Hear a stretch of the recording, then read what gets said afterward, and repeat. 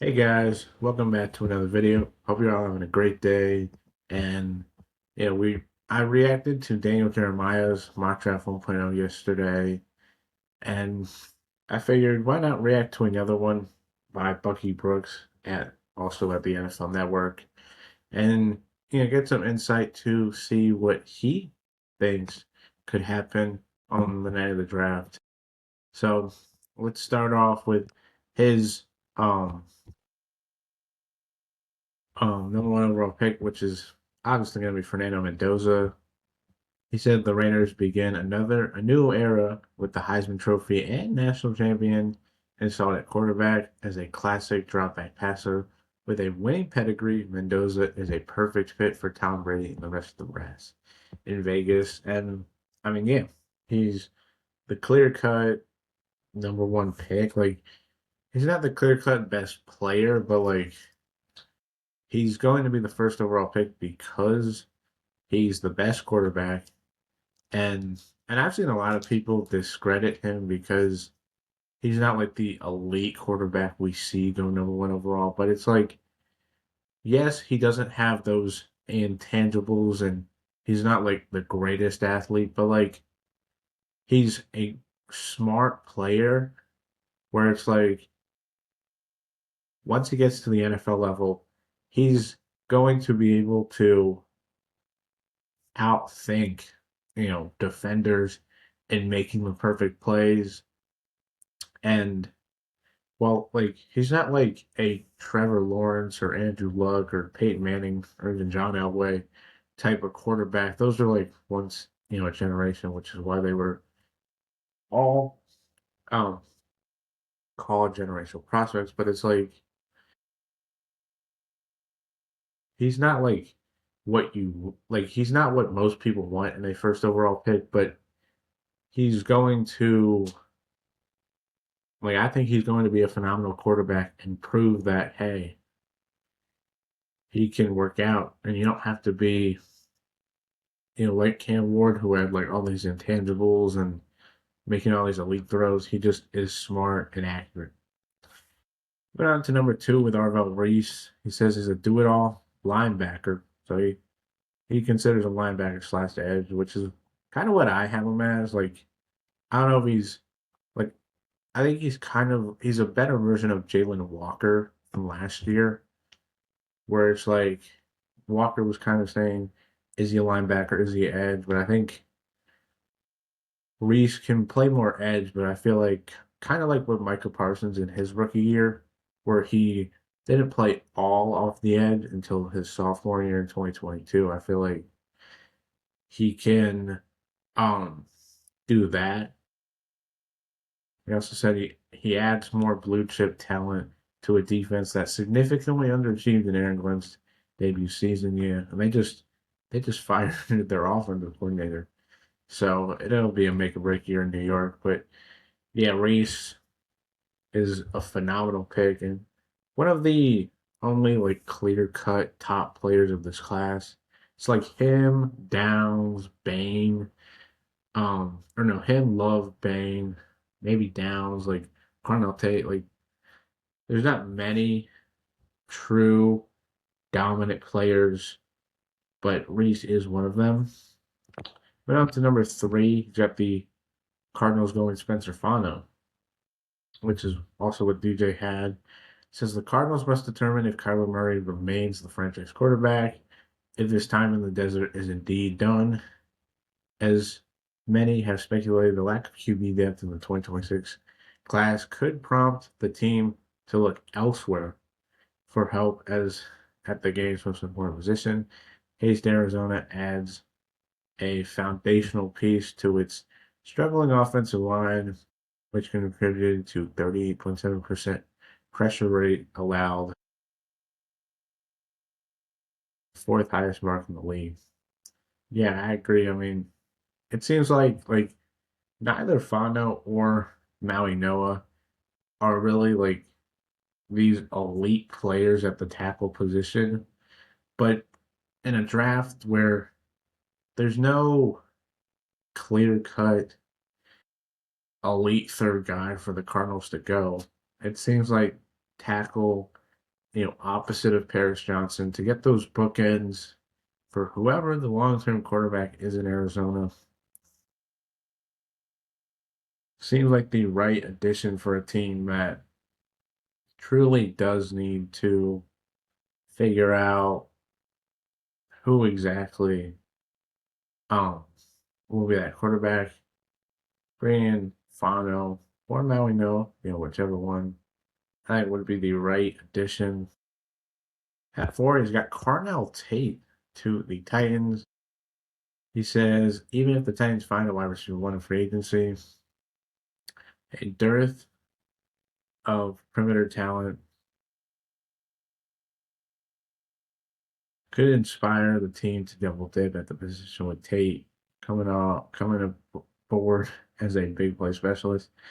I mean, I could see Tennessee going with the best wide receiver, just giving Cam Ward enough help at the playmakers. Because yeah, you could go defense and with Robert Sala, but I think he'll be able to coach. We saw with San Francisco, when the defense was not the greatest outside of Warner and Bosa, he was still able to get a lot out of those young guys. So I feel like, even if Tennessee were to bring in like a George Pickens or if they traded for like an AJ Brown or whoever, I feel like they still could go wide receiver to really give Cam Ward enough um weapons around him to really maximize his potential. Because when you have a rookie quarterback on those rookie scale contracts, you want to be able to maximize that window. And by bringing in weapons for him to throw to, giving him enough,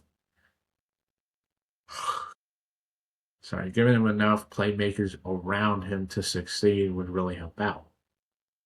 Moving on to fifth with Francis Mauigoa, which I haven't seen much of, but it could be a possibility, especially if Jermaine Illuminor does leave in free agency.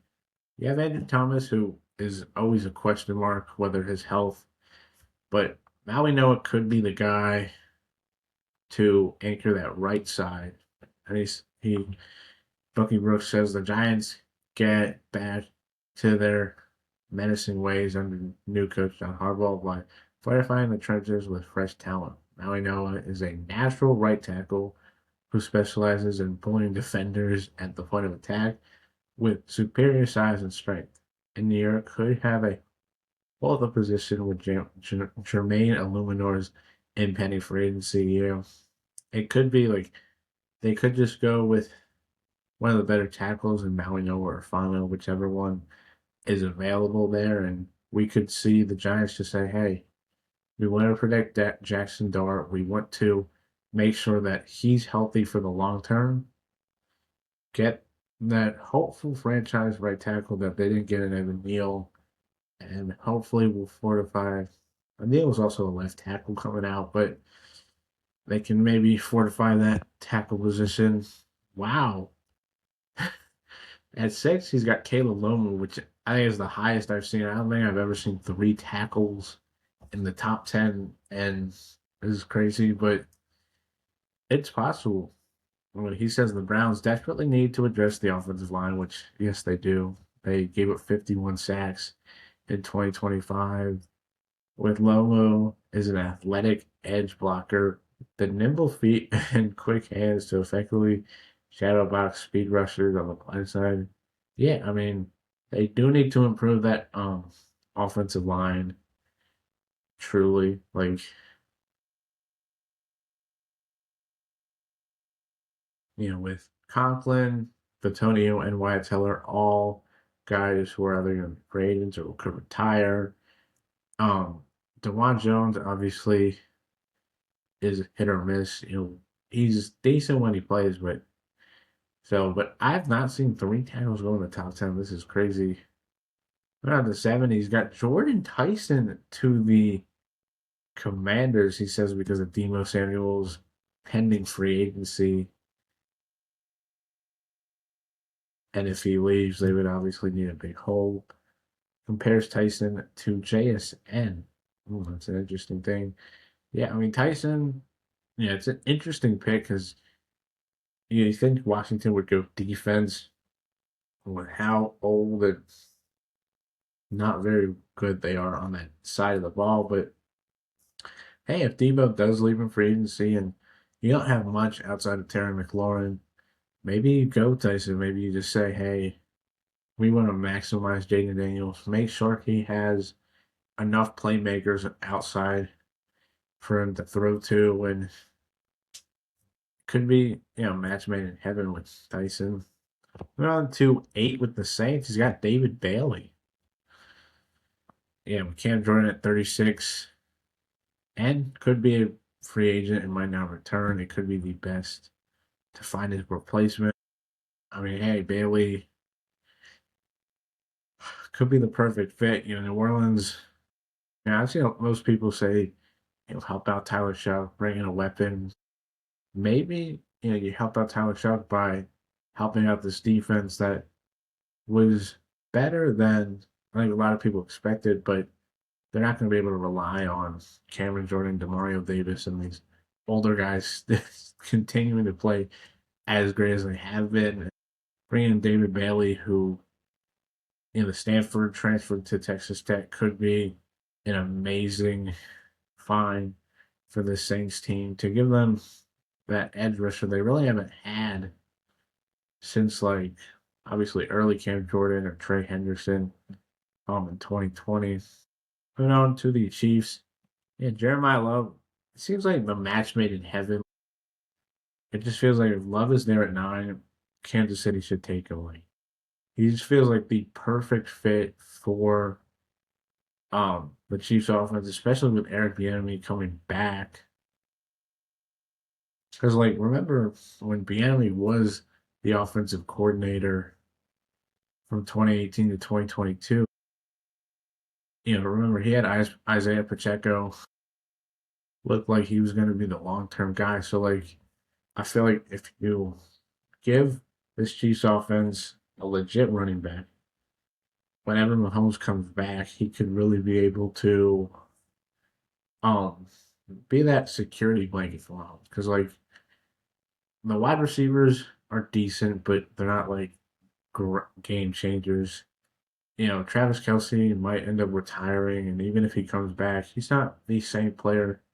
He's not, Mahomes' security blanket where he can just throw it to him and Kelsey will reliably be there. So giving Mahomes in this offense love, and then it's like they can use free agency to address the offensive line. I could really help this Chiefs team. 10. Yeah, Caleb Downs, if he falls there, seems like a perfect fit. Yeah, I mean, they've missed Jesse Bates since he left in 2023. And they tried to replace him with Nick Scott. That didn't work out. Geno Stone didn't work out. Jordan Battle's been all right. And Daxil was more of a nickel than a true box safety. And with Downs, you can move him around. And maybe it gives Al Golden a chess piece that he can move around and really help out this defense. But Cincinnati seems like a team that just go best, um, go best, defender. Whoever that is, just go with the best defender. We're on to 11. He's got Ken Sadiq, an interesting pick. I have not seen this to the Dolphins, and seems a little early, but yeah, Darren Waller's contract is up, and while he was um really good this past year, obviously a new offense, and Sadiq could be him, Jalen Waddle, Devon Chan. Gives you a nice young nucleus on the offense for whoever that quarterback's going to be in 2026 and beyond. And it could, give this offense, boosts that they haven't had since probably Mike Gesicki, right? Yeah, Dallas, Sonny Styles. He's like the perfect fit. Yeah, Styles. I mean, Dallas needs help on the defense, but yeah, he seems like the perfect fit. Bucky says the Cowboys need more speed and playmaking potential at linebacker. Styles is a freak athlete. with an explosiveness to thrive as a sideline to sideline defender in a see ball, get ball scheme. Yeah, I mean, and, and I mean, Dallas plucking away an Eagles coach to be their new DC. Obviously, having Zach Bond, Kobe Dean, Jahad Campbell, um, with Philly last year. Sonny Styles could be, kind of that Kobe Dean, Zach Bond type linebacker, and maybe he's used in that same way, and Dallas can finally find their Sean Lee replacement and help out this defense. 13 to the Rams. It's got Jermon McCoy, which um he easily could be the first corner off the board because while Mansour Delaney had obviously he played throughout the season, McCoy didn't, but Delaney, yes, had the better season, obviously, but his arms are a little bit shorter for corner, and McCoy's tape in 24 is one of the best. And I mean, I think the Rams, you know, if one of the top corners are available at 13, I think they should snag them. 14 has got Ruben Bain to the Ravens, which I've not seen, but it is an interesting pick, especially if he were to fall to 14. The Ravens have missed having an elite edge rusher probably since Matthew Judon. I mean, I know Adafe Owe had a great season in 2024, but they've kind of missed having, an actual elite edge rusher like they had with Terrell Suggs for all those years. And when they had Matthew Judon for 5 seasons before he left for New England, um, and Jesse Minter coming over from the Chargers, having Khalil Mack, but having Tui Pelotu, Bain could be his um Tui and really give this defense an edge presence they haven't had for a while and help out that defensive line that maybe if Matabwike does retire, you gotta fill a void on that defensive line and bringing in some edge rushing help. Plus, maybe Bain could be that edge one, and then Mike Green could be that edge two, and wouldn't have to carry that whole load. 15, got the Bucks going.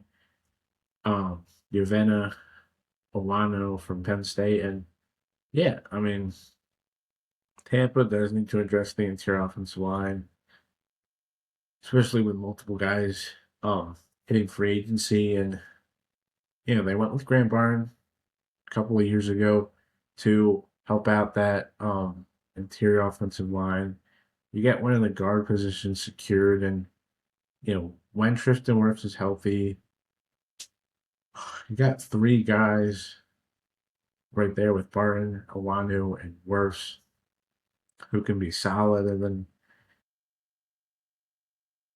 you know, especially, like he says, Baker's play tailed off, after he was banged up and he wasn't really the same because he was getting pressured a lot. And maybe if Tampa improves that offensive line, the offense can get back to form in 2026.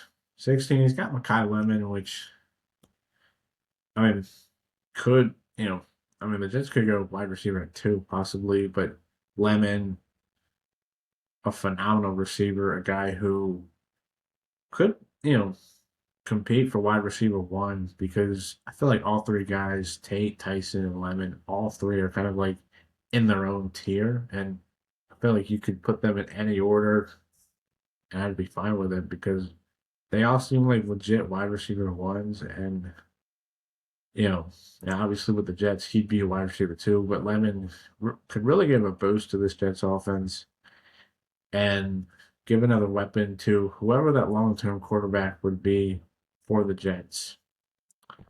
I'll do 17. Caden Proctor. Taylor Decker. He says, obviously with the Frank Randall retiring and Taylor Decker's future is unknown. Proctor could be the perfect fit. If Decker is playing in 2026, you can have Proctor, be inside at guard. And maybe when Decker retires, you could put him out to left tackle where he's played at Alabama and really be this monster guy that has the potential. He obviously didn't show it. He showed flashes during the season, but he didn't really fully show the entire um throughout the entire season. It was just like flashes throughout games. But maybe in Detroit, maybe it can work out. 18, Mansour Delane. I mean, he could go a lot higher than this. Minnesota, I think, needs to address corner in a big way because you have Byron Murphy, who, seems like a long term CB1. Isaiah Rogers, who I think has 1 year left on his deal. But outside of those two guys, the depth is not that great. And while this defense is one of the best under Brian Flores, they need to address corner in a big way because while Flores can get anything out of a lot of um just random guys on the defense, you're gonna need those long term guys if you want to seriously make a run. And Delane, kind of like Pat Pete, from LSU corner later as Porter went to the Vikings, with that purple and yellow. Delane could go to Minnesota straight out. 19 to the Panthers. Peter Woods, an interesting pick. Um, you have Derek Brown, but they wanted Melton Williams. Obviously, they didn't get him. But you bring in Peter Woods, who has the potential to maybe be the best defensive lineman in this class. Him and his teammate TJ Parker um, could be the top players on the defensive line when it's all said and done. When all these players' careers are over, it's just he didn't show the talent really that really made him deserving of being higher than this. But look, Peter Woods still flashed some of the talent, and if you put him into the right scheme, if you put him next to Derek Brown, he could maybe prove that he does have all that talent still. It'd be a phenomenal pick. 20, Keldrick Falk. Yeah, I mean, he seems like a Cowboys type of player. And, obviously they need to address edge rusher after trading away Michael Parsons. You have Ezraku. You have a lot of guys, but Falk can immediately be that edge one and give this defense, him and Sonny Styles or, whoever they get with those 2 first-round picks, if they can immediately bring that effect to that defense and help it out, Dallas can be a serious contender, and Falk, I think, could be that perfect piece for Dallas on the edge. 21, he's got Zachariah Branch, who I have not seen at all go in the first round.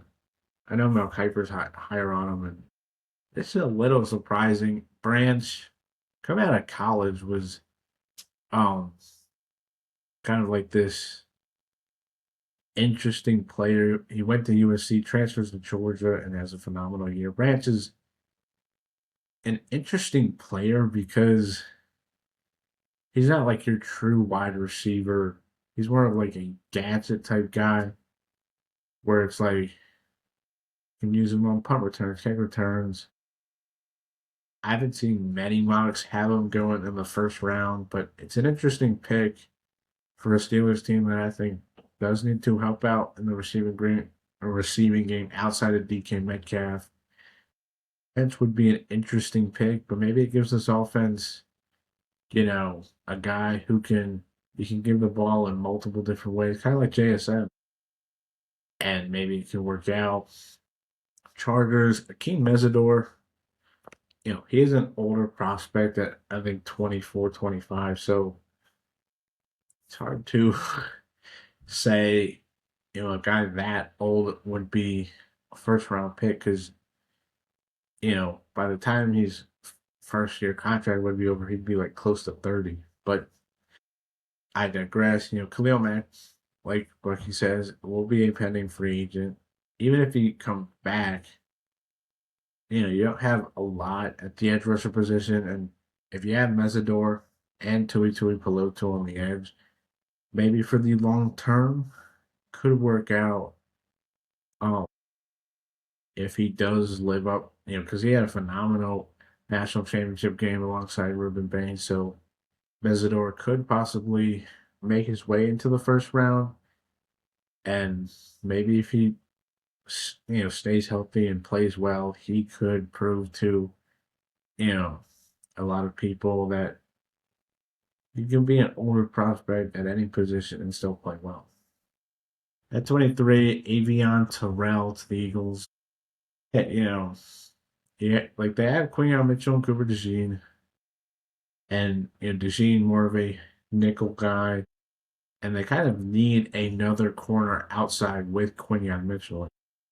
Darius Slay they had last season when they went into the Super Bowl, but this year they kind of threw out guys. Dory Jackson is going to be free agent, Keely Ringo is going to be free agent. Like they don't have that other corner opposite of Mitchell, and while Terrell is smaller and would more likely play more inside, he could also be that other outside corner and give this Eagles defense that secondary corner for the long term. Moving on to 24, Casey Concepcion. Well, I'm a high on Concepcion going to the Browns, and yeah, obviously, you know, right. He says without a quarterback, which proves if they would, but they need to address I think they need to address the O line and their wide receiver core more than QB because whether Shador is the guy or not, you need to be able to protect whoever the long term guy is and have him throwing to guys. They have Harold Fannin, they have Quinshawn Judkins and Dylan Sampson. You know, Jerry Judy is not a wide receiver one, but Casey Concepcion can come in and be that not that wide receiver one right away, but could make his way to being that guy for whoever the long term quarterback is. And it'd be a phenomenal pick for the Browns who, have big needs at the wide receiver position. Getting one of the better guys would help out. 25th, the Bears, Caden McDonald. They need to improve that defensive line. You could say secondary with a lot of guys pending at the safety room, but there's not really many safeties, in my opinion, to take outside of Downs in the first round. So getting Caden McDonald, next to Gervon Dexter. I know they have Grady Jarrett, but he's not a long term piece. And you help out that defensive line, make it fortified for hopefully the next 5 years, and the lowest about 5 years. Um, McDonald could be a phenomenal piece for um this Bears defense. 26, he's got CJ Allen, yeah. Without any of the wide receivers, although Denzel Boston is available. But yeah, Shaq Thompson, free agent. Matt Milano could also be a free agent. And even if they bring back Milano and Shaq Thompson, you could still draft CJ Allen because neither of those guys are any younger. So CJ Allen could be that long term linebacker.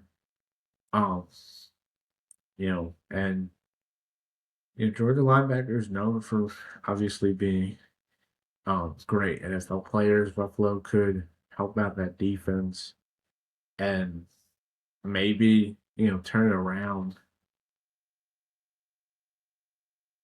27, Monroe Freeling. I think Trent Williams obviously not getting any younger. Even if he plays um another year or two. You need to, you know, one, address the rest of that offensive line, but two, look towards the future when you're knocking out Trent Williams. Freeling was a guy who really rised up draft boards the past month or so. Could be a guy who you stick at right tackle or you stick maybe at guard, and then once Trent Williams leaves, you can put him at left tackle. He can be the um, eventual successor to Williams and keep the San Francisco offensive line playing, pretty well. Keep Brock Purdy up for the long term. 28 Texans, Caleb Banks. I mean, yeah, I mean, if there's no offensive lineman, I think there are a couple guys I would take here, but hey, they've needed to address that defensive tackle position because, like, they never really had, a long term guy there since D'Amico Ryan has come over, and they're great on the edges. They're great at like, everywhere on the defense, except for the interior offensive line and Caleb Banks, who didn't play much in 2025, but when healthy is a dominant beast and could really give this Texans team a long-term defensive tackle to keep there for the long haul. 29, the Rams, it goes Ty Simpson. Wow. I've seen, some people have Simpson. I don't think he's a first round pick, but hey, if the Rams fall in love with him, take him. Matthew Stafford says he will be playing in 2026, so you'll have at least one more season with him, but you need that long term guy. And if Sean McVay lets Steve fall in love with Simpson and say, this is a guy we want to take in the first round, go ahead and do it.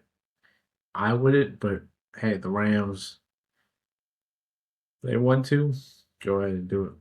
30th, the Broncos, Emmanuel McNeil Warren from Toledo was getting a lot of love, especially from DJ, who had him 18th to the Vikings. Yeah, I mean, Denver has Ufanga and Brandon Jones, but with Ufanga's injury history and Brandon Jones, I think having maybe 1 year left on his contract, um, bringing another playmaker on that defensive side could, help out this defense. And while it's one of the better units in the league, you can make it even better with McNeil Warren, 30th, 31st. I mean, Cassius Howell.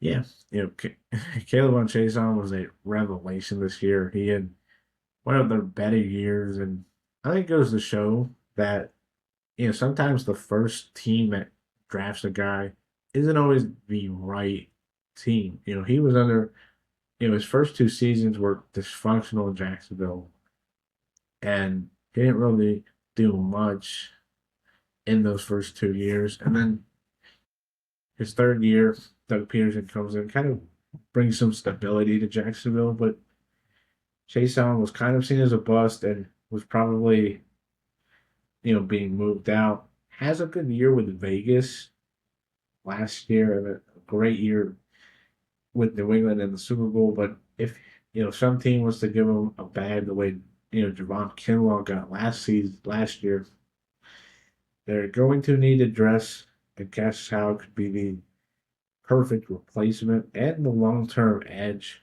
for this team. And the 32nd, Denzel Boston, interesting pick. Jackson Smith and Jigma obviously you have, but how much longer is Cooper Cup going to play?